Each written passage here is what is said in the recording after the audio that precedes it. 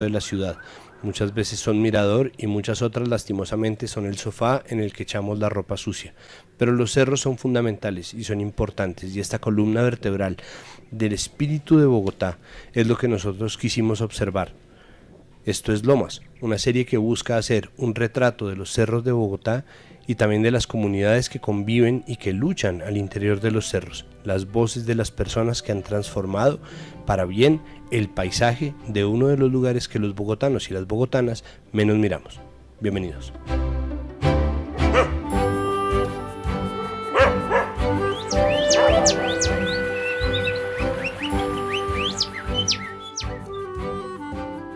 Este es un episodio importante para mí como subeño. Hábleme de Cerros de Suba, Edu. Uy, en los cerros de Suba aparece una historia como entre, ¿cómo se llamaba? La guerra entre dos familias, Romeo y Capuleto. Capuleto y Montesco. Sí, Montesco, eso. ¿Por qué? Porque resulta que ese cerro de Suba inicialmente estaba habitado por grupos o comunidades indígenas muiscas. Estos terrenos, estas montañas, hacían parte del antiguo resguardo de la comunidad muisca de Suba.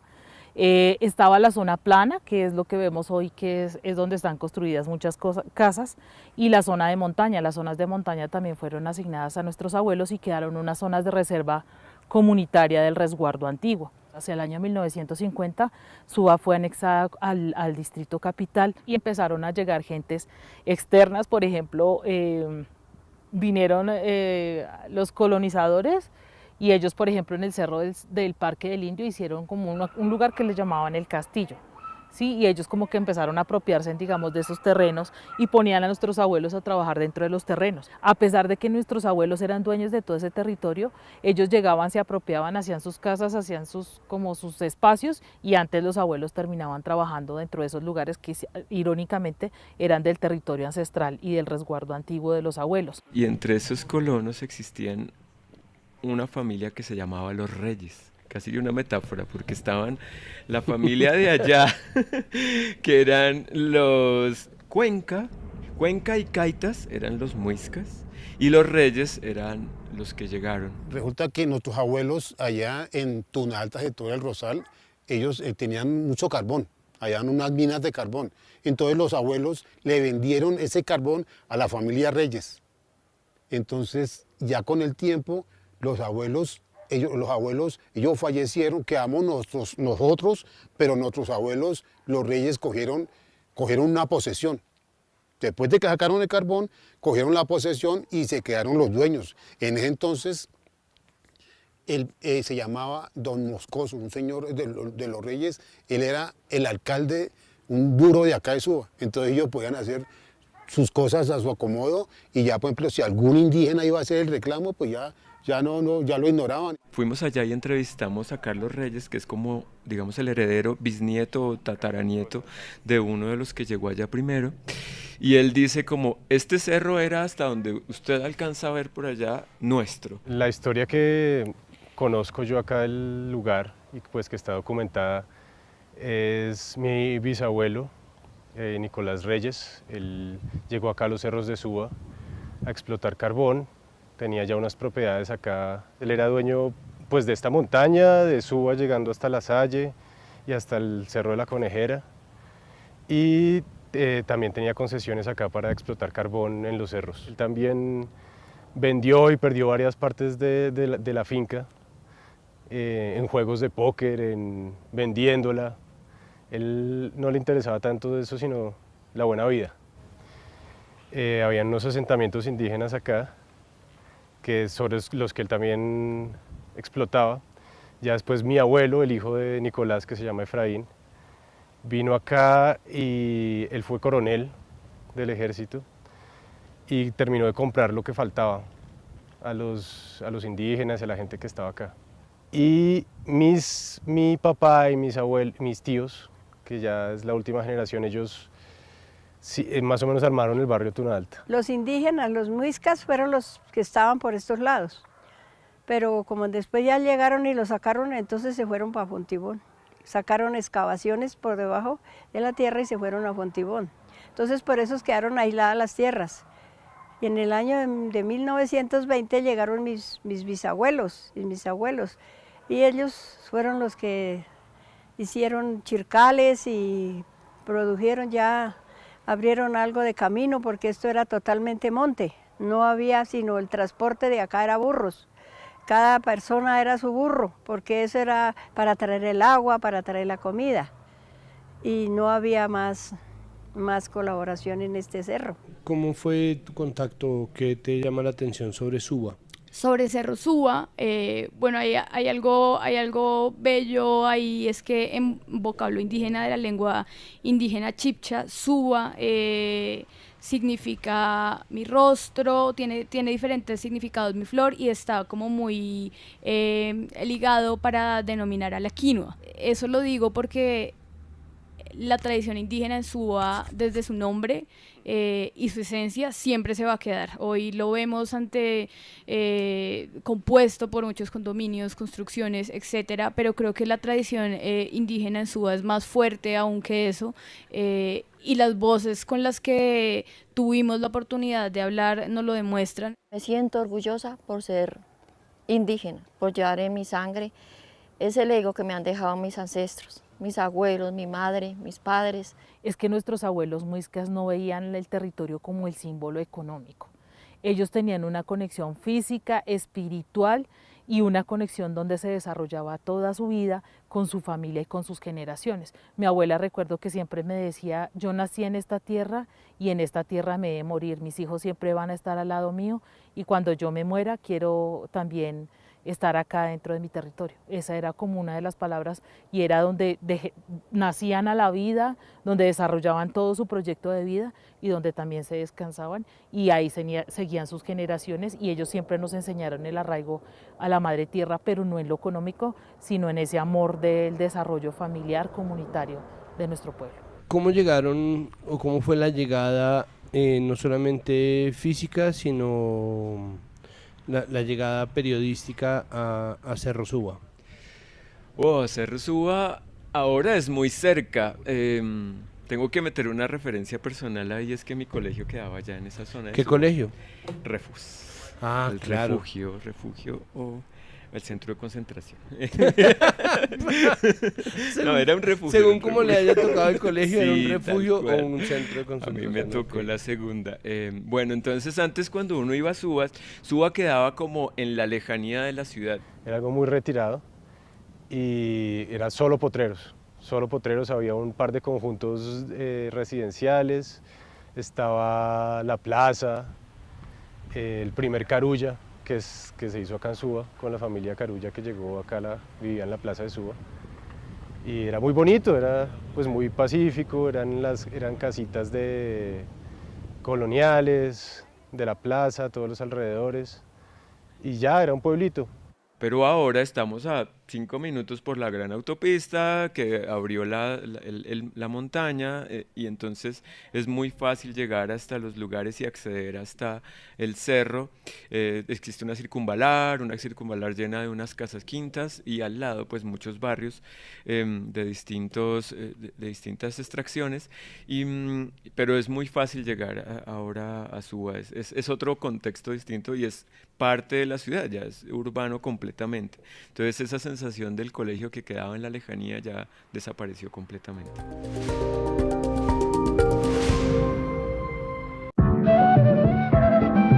Se armó la fiesta en el país de la belleza. 8 medios públicos regionales se unen para mostrar la riqueza cultural y las joyas de nuestra nación. En una circulación histórica de contenidos. Más de 20 eventos y especiales de todo el país. Y más de 600 contenidos que capturan la esencia de Colombia. Encuéntralos en las pantallas y plataformas de tus canales públicos favoritos. ¿Con quién se encontraron en Suba? ¿Quiénes son las voces que dominan este episodio? Bueno, mis voces en ese cerro fueron Luz Miriam Martínez, que es una lideresa muisca. Choguesua, Chejica, Luz Miriam Martínez Triviño, Ingachazúa, Güey. Buenos días, mi nombre es Luz Miriam Martínez Triviño, pertenezco a la comunidad muisca de Suba.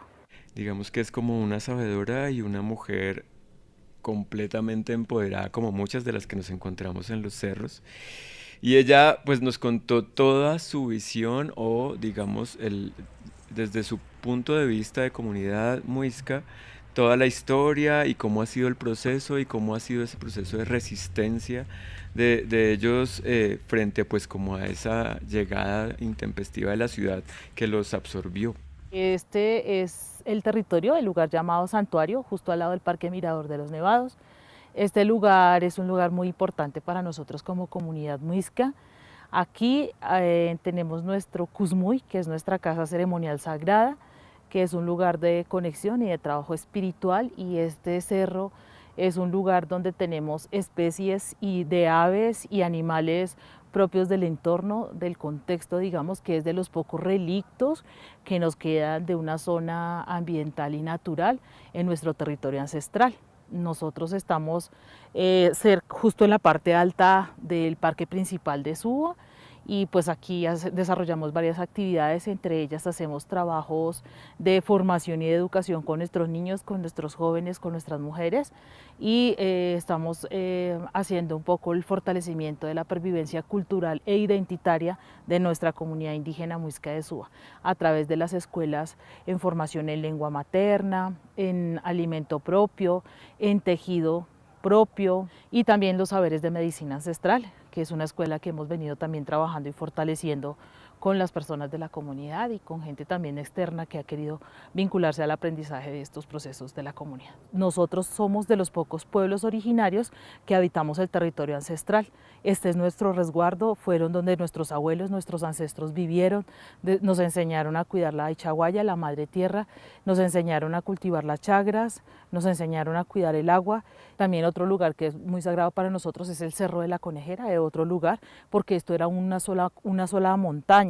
Lo que pasa es que al abrir las vías rompieron la parte de la avenida Suba, aquí el parque del Mirador de los Nevados también lo rompieron para hacer excavaciones, y por la 170 también rompieron la montaña porque era una sola montaña que venía desde el sur hacia el norte y lo conectaba todo el territorio en una sola cordillera, en una sola montaña. Para nosotros pues la montaña era una forma, por ejemplo, cuando llovía mucho, porque aquí en épocas de mucha lluvia se inundaban los valles, entonces los abuelos subían a la montaña con sus animales y su familia, para cuando se secaba pues volvían otra vez y bajaban allá, pero ellos siempre por lo general cuando se hizo la entrega del territorio se dejaba en la parte plana y en la parte alta de la montaña.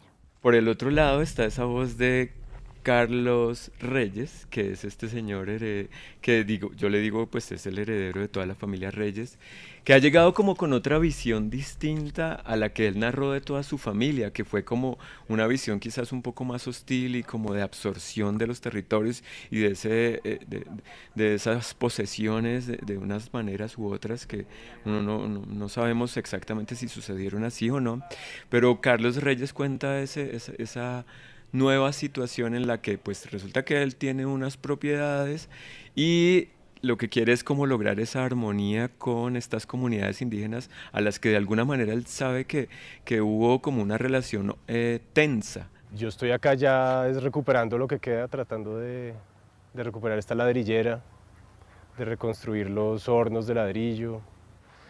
Ya debajo, digamos, acá de donde estamos acá grabando, hay un molino. Está todo enterrado ya por el deslizamiento de la montaña, que es una montaña de pura greda y piedra, entonces de ahí es que sacaban todo el material para hacer ladrillos acá. Ya después de que se explotó el carbón, se sacó todo el carbón que había, siguieron con la greda. Y debajo de esto ya quedó enterrado todo lo que era la gran infraestructura de los hornos y de la ladrillera, que son cúpulas, puentes para bajar las carretadas de greda hacia el horno. Este horno que está acá atrás es el más viejo, fue con el que empezó, ya de tener 150 años. Y ya la segunda parte de la construcción de la ladrillera se hizo ya, digamos, yo creo que por ahí en los años 40 o los años, digamos que los años 60, por ahí, se hizo ya lo que es la chimenea, la gran chimenea de la parte de allá. digamos cuando estaba el auge acá de los chircales en Bogotá y en los alrededores de Bogotá, cuando Bogotá estaba consumiendo ladrillo así en forma. Y digamos, lo que se ha logrado acá sí es mantener un pulmón acá para Suba, para la ciudad. La familia nunca ha querido vender, nunca le ha interesado vender ni construir, y se ha mantenido pues el carácter natural del cerro, y eso pues creo que es un beneficio para todos, para la ciudad, para la comunidad. Acá la idea obviamente siempre de la familia y lo que me han inculcado es mantener esta montaña, ¿no? Es mantener el ecosistema, la parte natural. No se ha vendido en tantos cientos de años y no, pues la idea es no venderlo. La idea es vincular a la comunidad en un futuro, ojalá se pueda, pero por ahora es mantener el carácter de reserva privada de la montaña y sí, mantener ese pulmón que es acá los cerros de Suba. Y existen pues otras voces indígenas de la comunidad muisca que son muy bonitas. Una señora que se llamaba María Vargas, que tejía sus pensamientos. Soy del clan Nibia Neuque, soy descendiente nativa y original acá de Suba. El tejido lo uso porque realmente una abuela me enseñó a tejer. O sea, se comienza a tejer, digamos, con 9 cadenetas y comenzamos a tejer porque es el vientre de nosotros las mujeres. Desde ahí comenzamos como hilar el pensamiento. Cada cadeneta que nosotros tenemos llevamos un pensamiento y de ahí entonces nosotros hacemos el tejido. Para nosotros es algo muy importante dejar algo de nosotros. Y pertenece como un club de abuelos de los muiscas que rescatan toda esa historia ancestral de ellos, pues toda esa cultura y todos esos conocimientos que se han perdido en el tiempo. Antiguamente esto eran solo cerros, eran cordilleras. Acá era solo la naturaleza, solo nativo. Y después de que llegó la ciudad hacia nosotros, ya todo cambió porque ahora son solo edificios. Ahora tenemos muy poco para nosotros hacer nuestras siembras, hacer nuestras huertas. Mis bisabuelos y abuelos nos enseñaron a labrar la tierra. Y en la realidad ya no nos queda nada, nos quedan estos espacios muy pequeños donde nosotros mismos hacemos nuestros alimentos y sembramos, labramos la tierra, la sembramos, y acá lo hacemos con los abuelos del Cabildo Muisca de Suba. Nos ha tocado muy duro luchar para que seamos reconocidos como indígenas, porque acá realmente cuando nosotros tenemos nuestros trajes y todo, como que tratan de discriminarnos, porque nos dicen, no, indígenas en Suba, si no hay. Y yo les digo, sí, yo los invito a que sus mercedes conozcan este cerro donde nosotros estamos. Les enseñamos nuestra cultura, nuestras cosas que tenemos, les enseñamos a decirles que sí, nosotros existimos, porque realmente, como decimos, nosotros antiguamente éramos nosotros nativos de acá, no nos hemos ido de acá de Suba.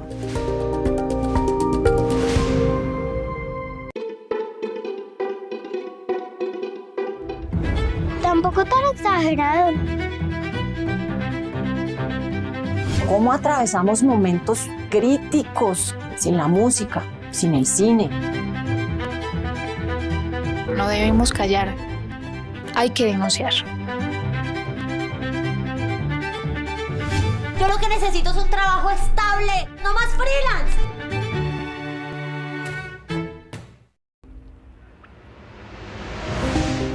Por otro lado, Tuna Alta es como el barrio popular, diríamos, de los cerros, que convive al lado de las grandes casaquintas y los barrios condominios y los countries, como dirían. Y entonces este barrio Tuna Alta es un barrio de familias con alguna relación indígena, y ellos se sentaron ahí y están en resistencia también por lograr su legalización y como ese proceso de tener una cantidad de bienestar al cual no han podido acceder pues por muchas condiciones de olvido con el Estado. Mis tatarabuelos y abuelitos, ellos eran de acá de los cerros. Nosotros ya estamos establecidos en estas tierras. Nosotros ya éramos parte de esas tierras antes de que llegaran los españoles. Aquí de los muiscas éramos descendientes, somos descendientes de acá.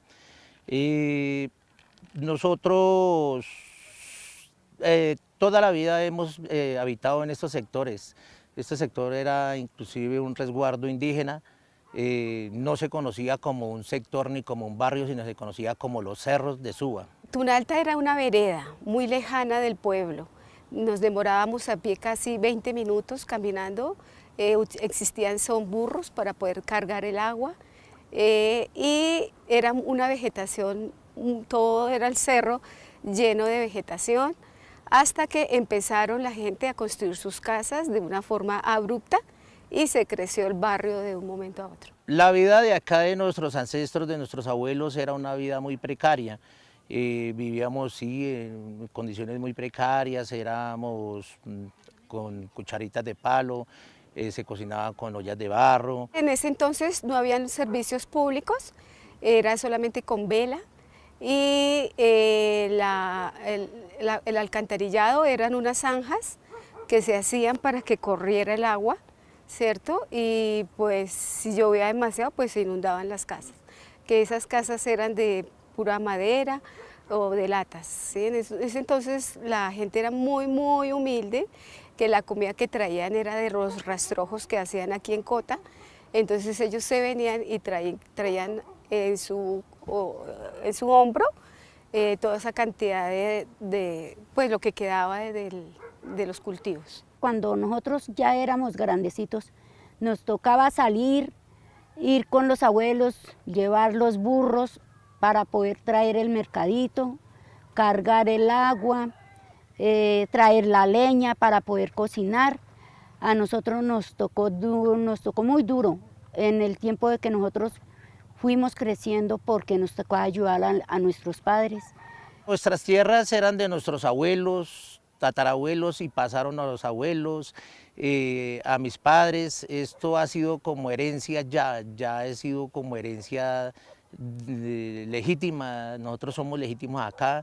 Los predios han pasado de generación en generación. Nosotros toda la vida estamos acá en el cerro con nuestros hijos. Nosotros hemos estado acá guardiando nuestros cerros para que no nos los tumben. Estamos cuidando todo lo que nos dijeron que era de nosotros, porque después salieron que no, que esto no eran de los abuelos, sino que era de no sé quién. Nos pusieron un poco de pretextos y nos dejaron solo con lo que los abuelitos nos dejaron. Aquí antiguamente las casitas eran contadas, ¿sí? De un momento a otro empezaron a vender y cuando nosotros nos dimos de cuenta ya estaba todo construido, todo. Entonces el barrio de nosotros se llenó de gente que era familia y gente que no era de familia. Entonces esto quedó todo ya como el barrio, los ranchitos. Hace como un año se terminó el rancho de mi abuelita, lo tumbaron porque esa era la reliquia que nosotros teníamos. Casi la mayoría de los ranchos de nuestros tíos, de nuestros abuelos, de los que nacimos de acá, se están ya acabando y están construyendo porque, por ejemplo, los hijos se casan, ellos tienen sus pedacitos de herencia, ellos construyen y así sucesivamente. Tratar de concientizar a la gente de que esto es una reserva forestal y de que esto es para el bien de la comunidad ha sido también difícil, ¿sí? Hay gente que sí colabora, hay gente que no colabora en guardar nuestra reserva, nuestro poco animalitos que tenemos todavía como fauna. Ha sido un poco muy difícil, la verdad, porque hay gente que no quiere la naturaleza, no quiere la reserva, no quiere saber nada. Entonces simplemente no aportan nada bueno, pero sí aportan mucha destrucción. A nosotros nos tienen muy alejados. Nosotros tenemos vías sin arreglar. Nosotros aquí nos hace falta muchas cosas. Aquí arriba nosotros tenemos el tanque del agua. Hace como 20 días nos dejaron 3 días, desde las 3 de la tarde hasta las 11 de la noche botando agua de allá por aquí para abajo. Esto parecía un río. Nosotros tenemos unas partes que donde baja la agua se la lleva toda la tierra, nos queda canal. Cuando nosotros sentimos un riesgo de eso, nosotros lo que hacemos es llamar bomberos y llamar a la policía. Pero, hay un pero, que cuando uno los llama, ellos no llegan. ¿Por qué motivo? Porque nosotros tenemos la entrada que es de un solo carril y nosotros no tenemos para que se nos devuelvan los carros, sino ellos entran y se devuelven por la misma donde se entran. Eso es lo que a nosotros también nos tiene preocupados. Hemos estado un poco abandonados. Teníamos los servicios necesarios, que son agua, luz y gas, pero como ustedes se pueden dar cuenta, nosotros necesitamos un parque de recreación, nosotros necesitamos vías, estamos encerrados de vías, necesitamos más infraestructura. Aunque tenemos el colegio 21 Ángel, pero de todas maneras la localidad está muchos niños, o sea, necesitamos más colaboración del Estado hacia nosotros los habitantes del Cerro de Suba. ¿Cuáles son los procesos colectivos que se han llevado a cabo en Cerro Suba? ¿Cuáles son, cómo describir las comunidades y sus procesos? Bien, me voy a arrancar por el proceso de la comunidad de Leonor Cuenca, que es como unos de los herederos casi muiscas, pero ellos ya se consideran completamente mestizos, perdón. Entonces ellos ya tienen sus casas, han construido como una comunidad, un barrio en Tuna Alta, desde el cual pues también obviamente tienen una vista espectacular, y allí lo que han hecho es eso, luchar por lograr que el Estado les lleve las vías, les lleve la luz, les lleve el gas, les lleve el agua, y tienen muchos de esos servicios actualmente. Hasta llega ahorita el SITP, que eso viven muy contentos porque llegó ese servicio del SITP y ya no les toca echarse la caminata hasta abajo, y las subidas pues también, que son muy empinadas de regreso cuando vuelven de sus labores en la ciudad, porque muchos trabajan en la ciudad. Ese es el dormitorio, esa es la zona donde ellos habitan, y pues trabajan en la ciudad y luchan pues por obtener esos beneficios a los que tienen derecho, pues como por hacer parte de la ciudad de Bogotá. Nosotros somos muiscas, pero ya cuando nosotros empezamos a estudiar. Las profesoras que habían, ellas no sabían nada de hablar indígena. Y cuando nosotros salimos de terminar de estudiar, yo salí de los 12 años, directamente nos mandaban a trabajar. Entonces nosotros fuimos perdiendo el idioma de nosotros y cogimos el español porque eso era lo que nos enseñaban. Sí se ha perdido, las nuevas generaciones que hemos estado, pues sí ya hemos perdido mucho la tradición. Pero por ejemplo nuestros abuelos, nuestros padres sí todavía tienen su lengua ancestral. En cuanto a las familias que tuvieron que tener tanto sufrimiento, ellos pudieron, en este momento sus hijos ya son universitarios, ¿cierto? Ya la mayoría ya tienen sus casas muy bonitas en una parte de Tuna Alta, o ya los han arrendado, ya no están acá, entonces ya están viviendo de los arriendos. Ya tenemos el CIP, ya tenemos, aún tenemos unos colectivos que nos ayudan también a subir y bajar al cerro. Y bueno, ya tenemos todos los servicios públicos, porque antes pues la gente trabajaba era con pura gasolina. Habemos un grupo de trabajo muy bueno y estamos concientizando a todos los jóvenes, a todos los niños, estamos tratando de llegar uno a uno. Ha sido muy difícil, pero estamos tratando. Hay un compañero que tiene su escuelita de fútbol, ya hay mucha integración. Ya los niños tienen algo donde venir a recrearse. Nosotros con nuestros propios recursos y nuestras propias manos hemos tratado de construir ahí un parquecito de recreación. Entonces ahí vamos lentamente pero seguros, sacando nuestro cerrito Tuna Alta, sector El Rosal, adelante. Nosotros aquí tenemos actividades, nos hacen recreación, nos hacen ollas comunitarias, nosotros a veces sembramos también los cubios, cuando nosotros también tenemos tallos, tenemos espinaca, acelga también sembrada. Entonces nosotros cuando no tenemos plata para comprar la verdura, nosotros cogemos de las huertas que nosotros hacemos y nosotros sembramos. Por el otro lado entonces está que son los directos herederos, digamos, de ese linaje muisca, y ellos lograron o han logrado a través de sus procesos de resistencia, de nuevo digo yo, y de lucha por su territorio, recuperar un resguardo que tenían y lo formaron ahí en el cerro. Y entonces ese resguardo que tienen ellos, que es como una pequeña islita verde en medio de una cantidad de edificios y construcciones, donde ellos tienen su Cusmuy, le llaman. El Cusmuy, eso es un campo sagrado, donde se hacen los rituales espirituales, donde usted entra de pronto con un mal, una enfermedad, alguna venta, y si usted tiene fe, usted se alienta con el solo entrar al Cusmuy, porque eso es un campo muy sagrado. Y entonces ellos ahí conservan también tienen unas chagras donde cultivan sus plantas medicinales, sus plantas para el alimento, para consumo, y casi que ese es como el lugar donde la identidad se está conservando y se está recuperando, como en esa isla de Suba. Pues la isla de las huertas, por ejemplo, los alguaciles tienen una huerta, los abuelos tienen otra huerta, todos tienen una huerta, cada uno tiene un espacio donde llegar a sembrar sus huertas. Por ejemplo, en el caso de los abuelos, ellos tienen las plantas medicinales. Las plantas medicinales como la hierbabuena, toronjil, marihuana, tabaco.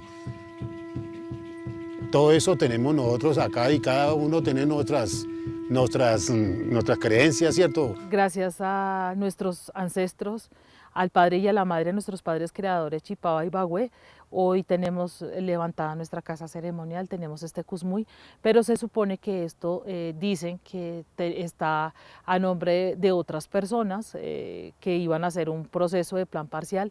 El gobernador y las autoridades han venido haciendo como la lucha ante el Instituto Distrital de Patrimonio Cultural y ante la Secretaría de Medio Ambiente para que este terreno sea conservado como una zona de pulmón y de conservación ambiental, donde podamos desarrollar nuestras prácticas propias, donde continuemos desde nuestra casa ceremonial, fortaleciendo el pensamiento y la espiritualidad de nuestra comunidad. Tener TDT es tan fácil que se puede conseguir hasta en un supermercado. Te voy a mostrar cómo se instala. Es facilísimo. Solo conectas la antena, configuras y listo. Además, funciona en cualquier televisor. Así de fácil es disfrutar de los mejores programas en alta definición. Es que TDT saca lo mejor de mi televisor y sin pagar. Yo ya me conecté a la TDT, la señal de televisión gratuita. ¿Y tú? Jesús,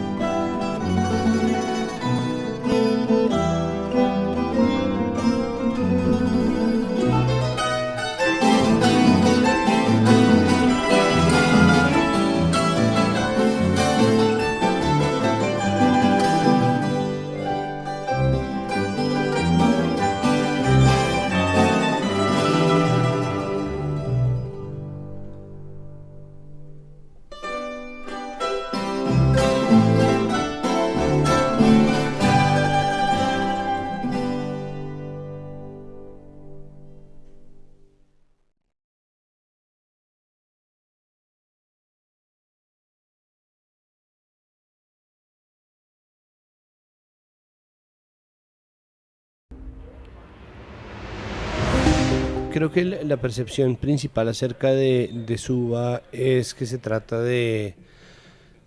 Es una historia tan vieja, primero, que lo que nosotros hacemos es apenas una instantánea de un proceso que está ocurriendo y que en este momento me parece que tiene un cariz muy positivo, es decir, en general, y comparado con lo que pues venía pasando antes, con una historia más de ya siglos de ocupación, peleas, herencias y pues obviamente una colonización agreste que dio, no, porque es que el derecho de propiedad del colono es la fe del converso, ¿no? No hay nadie más convencido de que pertenece a esa tierra que le pertenece que quien llegó necesariamente a colonizarlo, pero eso obviamente ha generado, y no solamente en Cerro Suba, sino en la localidad de Suba, unos procesos de resistencia muy importantes que yo creo que se vierten también en momentos como los distintos estallidos sociales, ¿no? El paro de 2019, el paro de 2021. Una de las localidades que tuvo un movimiento mucho más fuerte y una movilización más fuerte es Suba, porque en Suba hay muchas organizaciones civiles, mestizas e indígenas que están buscando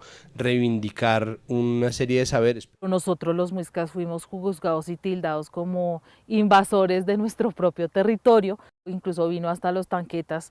Yo tenía como 13 o 14 años, nos golpeó la policía, nos echaron gases lacrimógenos porque nosotros hicimos una toma, digamos, pacífica en lo que fue el Parque Mirador, allá por Calatrava, el parque, la montaña y la de Calatrava, y aquí en Conejera, pero muchos de los compañeros indígenas fueron llevados a los calabozos y tomados como prisioneros diciendo que estaban robándose las tierras sabiendo que hacía parte del territorio y del resguardo antiguo. Pero Suba siempre ha tenido eso, cuando uno salía hacia Boulevard Niza por la avenida Suba Nueva, antes de que le pusieran incluso el Transmilenio, había murales por todos lados y todos los murales tenían temas indígenas. Es algo que convive en Suba desde el comienzo y está en todos lados. Todas las cosas que pasan en Suba están atravesadas por ese relato. Entonces, pues sí, de acuerdo, como que lastimosamente es un proceso tan grande que es muy difícil de detener, pero existen obviamente ciertos lugares virtuosos en los cuales podemos un poco encontrarnos. ¿Cuál sería o cuál debería ser esa lección o esta idea que nos queda tras ir a Suba? ¿Qué le debería quedar a la ciudad? O sea, ¿cuál debería ser el futuro de este proceso? ¿Cuál cree usted que sería el mejor futuro posible de este proceso? Pero además, ¿qué le debería quedar a la gente flotando? ¿Cuál debería ser la idea que nos debería, o la lección que nos debería dejar este paso por Cerro Suba? Que hay una historia pues de esas comunidades muiscas que es muy valiosa y que debe rescatarse y que debemos conocer, pues porque hace parte como del ADN que todos tenemos dentro de este mestizaje que vivimos. Nosotros lo que queremos es que esa naturaleza, ese ambiente no se pierda, que nosotros sigamos con ese que usted se levantó por la mañana y qué cosa tan tremenda, ese aire tan puro, tan natural, la maleza, tanto las matas tan tremendo, las aves. Hay muchos animalitos que hay en nuestro territorio. Yo me siento parte de esto porque están los ombligos de mis abuelas sembrados en el territorio. Y creo que a todos nos obligaron acá como raíz, porque eso es algo muy importante. O sea, sembrar nuestras placentas en el territorio es obligarnos al territorio y obligarnos a esa raíz. Entonces yo creo que por eso yo amo tanto este territorio. Cuando era más joven soñaba con que pudiéramos tener este territorio. Hoy me siento orgullosa de que gracias a ese esfuerzo de nuestros niños, nuestros jóvenes y nuestras autoridades, hoy tenemos este lugar donde yo puedo venir a ofrendar una medicina, donde puedo venir a hacer un pagamento, donde puedo estar en mi casa ceremonial sentada, haciendo trabajo espiritual para fortalecer aún más esos lazos de unidad. No es fácil, ahí desafortunadamente Occidente puso como que el indio era el feo, lo malo, el ignorante, y desafortunadamente eso todavía está en la cabeza de mucha gente, pero hoy yo como mujer indígena me siento orgullosa de mi linaje, me siento orgullosa de mi raíz y me siento orgullosa de que sepa cuál es mi origen, de dónde soy y qué fue lo que me enseñaron mis abuelos, y espero también algún día ser sembrada en este territorio cuando yo me descanse. Creo que es bueno que ese proceso ecológico se dé, quién sabe cómo funcione, pues porque igual el paso del hombre sobre el cerro es una huella, pero pues hay ejemplos como la Quebrada la Vieja o otros cerros donde la carga, como le llaman ellos, de gente, puede mantenerse para que se conserve tanto la naturaleza y la gente pueda pasar y disfrutar. Estos cerros de Suba para mí significan todavía muchísimo, de que no sé, acá venimos, respiramos aire puro, traigo a mi familia, a mis nietos y les enseñamos las cosas que todavía hay acá que no se han ido, porque hay muchos cerros que realmente ya nos han construido, han hecho edificios, han hecho cosas que nos han quitado en la realidad. Estar acá es un privilegio, la verdad. Acá, pues digamos que crece todo, es una tierra que da curúa, uchúa, mora, granadilla, papayuela, o sea, es una tierra muy, muy rica y es un privilegio uno, pues yo caminar por acá, recoger fruta por acá todas las mañanas. Esta mañana fui a recoger uchuvas y con eso me hice una mermelada para unos pancakes que me estoy haciendo ahorita. Hacer ejercicio por acá también lo uso mucho para salir a correr. Entonces no, pues yo me siento ya el más rico del mundo estando acá. Lo más que me gusta aquí de la loma de nosotros es el ambiente. Que nosotros estamos aquí donde no tenemos nada de contaminación. Nosotros aquí tenemos aire puro. Nosotros podemos salir para el lado que nosotros queramos, nadie nos está prohibiendo, no nos pasa nada, estamos seguros. Esto más que todo es familiares y que todos nos la llevamos bien. Nosotros todos estamos comunicados, estamos cuidándonos de unos a otros. La montaña para mí es como un contacto con la Ichaguaya, con la madre tierra. En la montaña nosotros encontramos plantas medicinales, encontramos aves, encontramos esa conexión física y espiritual y esa memoria que está en el territorio guardada desde nuestros abuelos y nuestros ancestros. Por eso es tan importante que la cuidemos, la protejamos como un relicto importante cultural y como un lugar que nos puede dar esa medicina que en algún momento nosotros necesitamos para sanar y curar nuestro pensamiento, nuestro corazón y nuestro espíritu. Muchísimas gracias, que hayan venido, que Dios me los guarde, que Dios me los bendiga y que no nos dejen atrás, que nos vuelvan a visitar.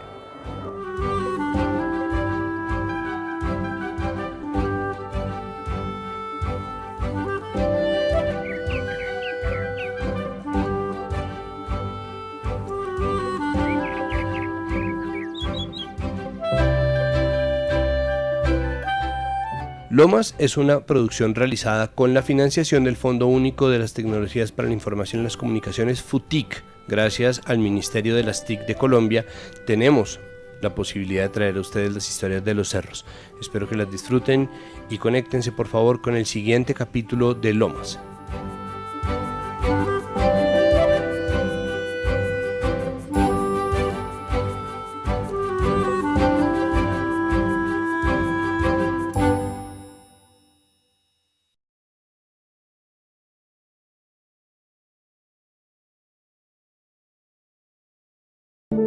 El siguiente programa es apto para todas las edades, no contiene escenas de sexo o violencia, contiene sistema